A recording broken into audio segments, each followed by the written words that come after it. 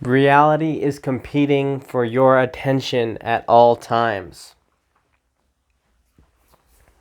This is a very, very deep insight that I've had recently.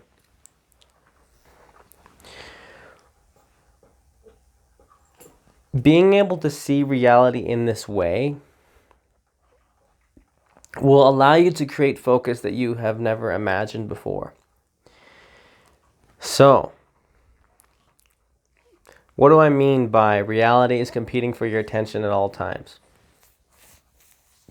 There's a couple ways of putting this. If you can, for example, imagine that the universe is alive and that you are living inside a giant mind, you could almost imagine, if you ever played the game The Sims, that reality is playing The Sims on you. In which I mean, you are being controlled by absolutely everything that is coming into your consciousness. And these things are, of course, your physical environment. Literally, how clean your environment is right now is going to have an impact. How organized it is, and how organized your schedule is. What's going on in your mind if you have a low self-esteem or having some limiting beliefs, or you have negative self-talk, that kind of stuff. That's going to affect you with what's going to compete for your attention. And then, of course, there is reality trying to kill you, where if you do not feed and water yourself, kept yourself well fed and watered, and if you don't go to work and earn an income, you're not going to be able to buy yourself food. You're not going to be able to buy a shelter and get yourself the clean drinking water. And then there's people around you constantly wanting your attention, friends, family, people asking you to hang out. People asking you for favors. What I've noticed is that we can definitely drown in this whole entire sea of shit of distraction, where, your life purpose or what you want to focus on, your passion, is just a little ember.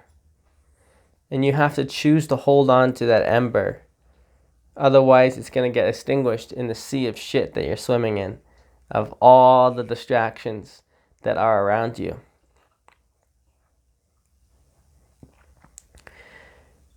And I've really noticed this. It's like a battle of like 99 to 1, 99 being everything in your environment naturally designed to distract you. And then the 1% is your intention on how you are going to actually make your life intentional and make something out of it. As you gain more and more control back over your life, you're going to have more control over your time and your environment, and you're going to be able to set boundaries with the people around you such that you have your time to yourself.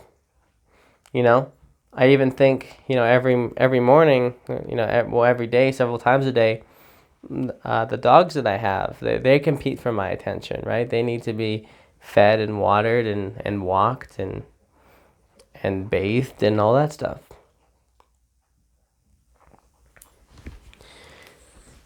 And so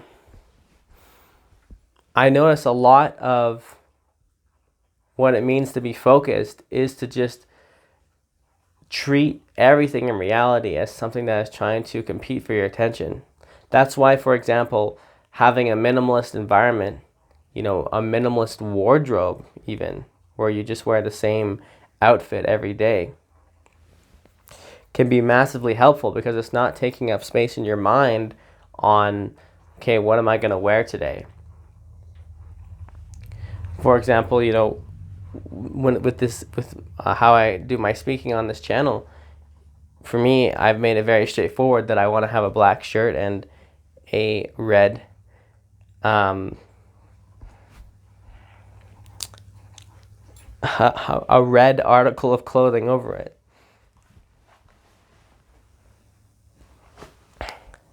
And that also just helps just keeping it relatively consistent. You know, when I put this on, I kind of get into the speaking mode. And I like to see myself in this red as well.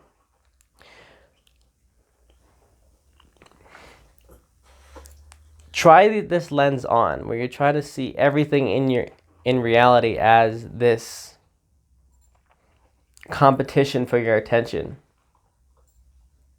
And I really want you to notice just how much this is at full force in your environment, where you will naturally become whatever reality wants to make out of you. You will naturally default to whatever you've fallen into. And I've really noticed this for myself, and also for other people. Like, if you really want to make a difference in your personal development, if you want to really change yourself, you have to take a massive amount of effort in really changing your environment in all ways. So in your mind, with limiting beliefs, and how you think, your paradigm, how you see reality fundamentally. And then, of course, your physical environment. And then how do you organize the people? What kind of people you allow around you? Are you allowing energy vampires? Are you allowing people that just take up your time? Are you just hanging around people that, are just losers? Like, they're not really conducive to your growth. Like, they're cool people, but like really they are not focused as much as you want to be. These are all factors that are going to play into the environment that's going to influence you. And imagine if you manage to get it such that 90% plus of what consumes your attention, what comes into your state of consciousness, is something that is conducive to your growth of how you want to show up as a human being. Rather than it being one distraction after another, it's an audiobook that's going to help you further knowledge with something, or like reading a book, or being around someone that is high energy, that doesn't procrastinate, that is motivated, that keeps you accountable to your goals.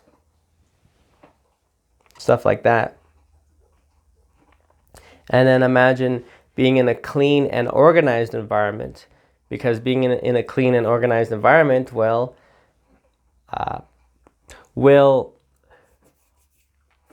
also create an organized mind. So just notice that instead of just thinking about focus as just a schedule or just of what you're doing, which is also very useful, just literally tracking everything you're doing, because if you want to change a behavior, track it. Start to recognize everything that enters your state of consciousness. Don't look at your phone and have, respond to messages of people in the first 30 minutes of your day. Have set hours as to when you will respond to people, such that you're focused on yourself in that morning. Because then whatever comes into your state of consciousness, someone messaging you something about something important, urgent, that is going to then compete for real estate in your mind. And especially if you try to look at distracting apps or news articles that are having very catchy stories that are designed to hook your attention and to make you mad and to make you anxious and worried, about the next war or the next conflict or whatever, right? Those are also taking up real estate in your mind. A lot of people, they'll scroll and they'll give themselves a bunch of unearned hits of dopamine, making it super difficult to actually do the important tasks. And then on top of that, you will fill your mind with all these ideas and all these ideologies and these toxic forms of thinking that are not conducive to your growth. Those are all going to take up real estate in your mind, and that is competing for your attention. So really think about the idea of how is reality competing for your attention. If there's like the difference between you and the rest of the world, how is the rest of the world, physical objects, people, ideas, belief systems, whatever, the fucking weather, how is everything in reality competing for your attention? And I think if you can start to think in that way, you will start to really notice distractions that you have never noticed before.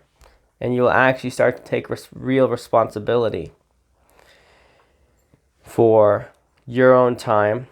And you will be able to actually take back a whole lot of attention that you've lost to all the distractions and complications and God knows what else in your environment.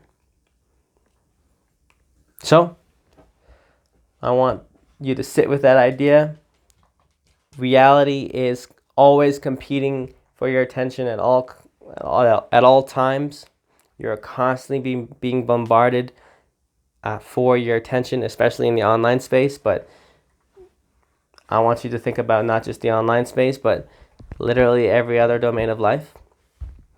And just notice how much of your attention you can reel back by just making this simple distinction, just making this embodying this simple idea.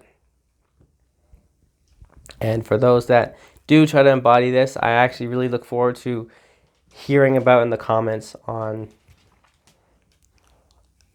what you've learned by embodying this idea. So with that, I'd like to thank you for watching, and I will see you in the next one.